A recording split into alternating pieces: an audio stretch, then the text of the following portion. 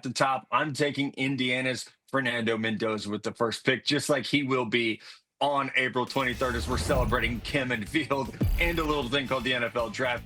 Mendoza's the best quarterback in this class. I've compared him to Joe Burrow because of his accuracy, his poise in the pocket, the way he sees and scans the field.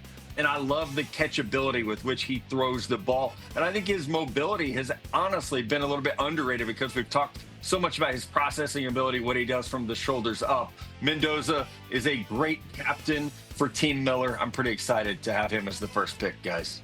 Yeah, that seemed like it was going to be obvious, and it's equally obvious the Raiders are going to do it because of the position he plays. Let me ask the question just to the entire group before we move forward. Would anyone in this conversation not have taken Mendoza number one? There was only one other player that I considered, and he was considered for posterity's sake, Greeny, not because I would have actually taken that player. Yes, I would have taken Fernando Mendoza. It wasn't much to think about for me.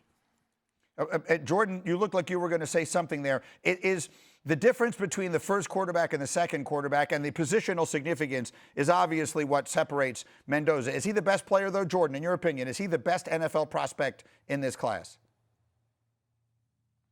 Well, he's not the best prospect for me in this class. That would go to Jeremiah Love out of Notre Dame. But when we're just specifically talking about the quarterback position, I think Fernando Mendoza is far and away the best quarterback in this class. And Matt hit the nail on the head as far as what he brings to the table. 6'5", 236 pounds. He has a huge frame. He can throw from inside of the pocket. He can play from different platforms as well. But the one thing that really stands out to me about Fernando Mendoza and why I think he's the clear cut number one quarterback in this year's class is just the resiliency. Just think of all the big moments that he was able to overcome during this year's season. The last drive against Penn State in the fourth quarter, the big hit against Ohio State in the Big Ten title game, and then he goes on to win the national title game after taking multiple big hits in that game against Miami. So just the moments of resiliency that he was able to overcome, that's why his resume is so clean in this year's class. Okay.